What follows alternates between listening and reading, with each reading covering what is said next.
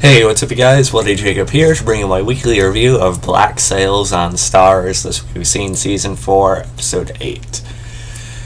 And, yeah, we're moving very, very, very close to the end game more than ever this season. And that's what the whole season's been about, just laying the pieces, slowly moving, things along in such a fluid fashion. I talked about it last week, I talk about it almost every week. That the way they've put together this last season, it's been incredible. The way they've set up the story, the way they've just been building upon every little bit. It's all connected so well. It's all moved along so well in this season. It's just gotten better and better with every season. Season 1, had its slower points, but it's still good for what it was. Season 2 is even better with it. Season 3 was the best so far, in my opinion. Now Season 4, it's just continuing that trend. And, the ending to this was really, really intense. It made me nervous. There was also a point in this episode where I was, clutching my napkin I had. I was eating a donut, but,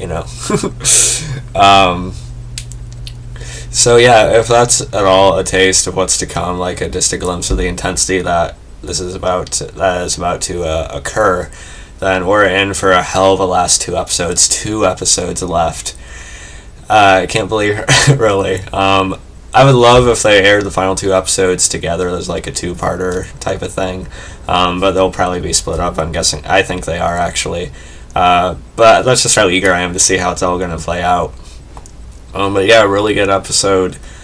At first I wasn't sure if I liked it quite as much as last week's, but then they really sold me on it, probably within a few minutes after I was thinking that.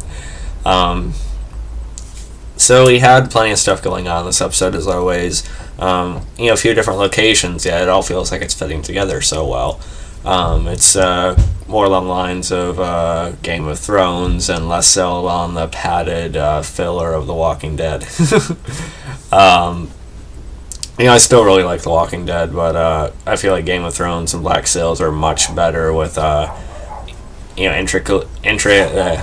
being intricate, with their bits of the story that all fit into one greater scheme. Black Sails is just so highly underrated. IGN rated this episode an 8.6, and that's about the highest it's gotten this season on that site. I don't really get it. It should at least be in the very high 8s, if not 9s. And I feel like the finale and these final 2 episodes will probably be pretty close to 10s. And of course the Flint and Silver stuff was very good in this episode, and it really changed more than ever in a way. Alright, I'm going to let my dog out real quick.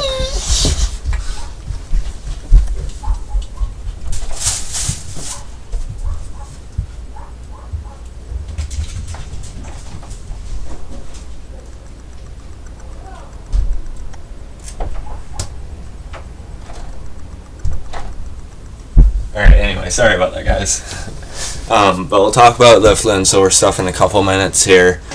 But what I also really liked in this episode was surprisingly the Max stuff, Max and Bonnie stuff especially.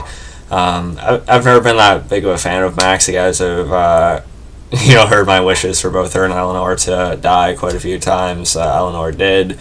I actually admired the way she went out, though, as I talked about before. And Max, I'm now seeing more, I'm recognizing her place in the show, and I think her story's gotten better this season.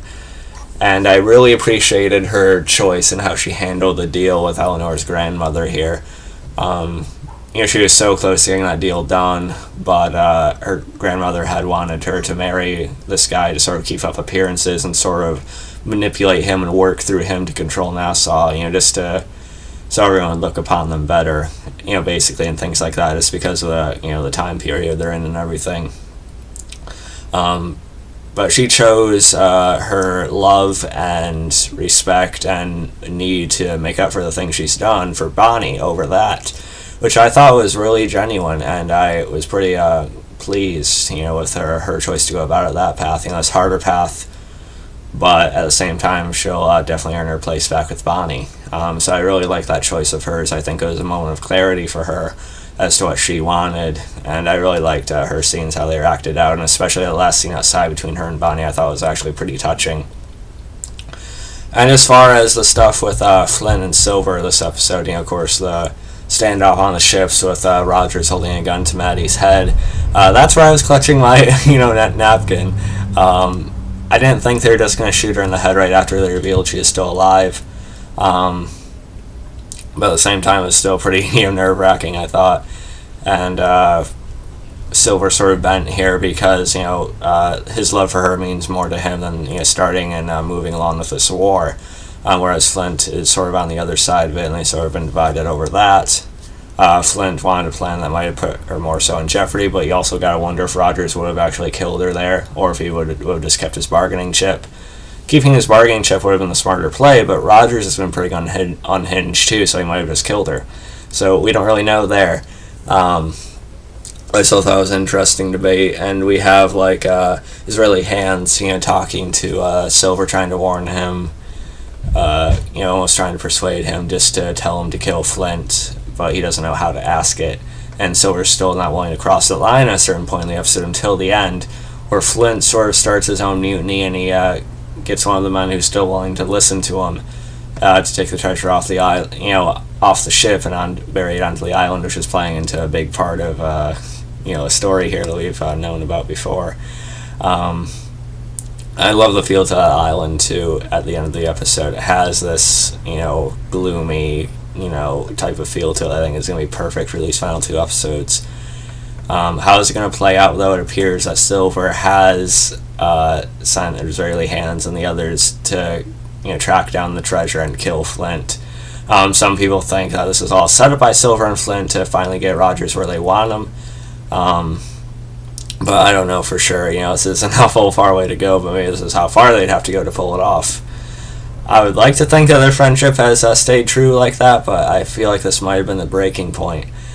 Either way, this is going to be a hell of a lot of chaos in these last two episodes. Do I think Silver's men are going to manage to kill Flint? Do I think Hands will kill Flint? No. I feel like that's going to be a brutal fight, Hands and Flint one-on-one. But I think Flint will overcome them somehow, or at least be able to evade them. He's a really good fighter when he's at full health. He's a brilliant, strategist and tactician. So I feel like Flint will be able to take care of that. But I feel like if Flint does die, it might be at Silver's hands, even though I can't see Silver overcoming him unless the circumstances are right in his favor. I don't know how this is going to play out. I'm still Team Flint. I understand the wrong he's doing here, but Flint's the character I follow the show for. I'm really compelled to see what happens, though. Let me know what you guys think about this, how you think this is all going to play out. Is Silver really completely against Flint now, or is there something else going on? Billy seemed pretty satisfied with Silver finally giving a death order for Flint. But we'll see how it plays out. Let me know what you guys thought about this episode. You can follow me on Facebook, Twitter, subscribe. I'll catch you guys next time. Peace.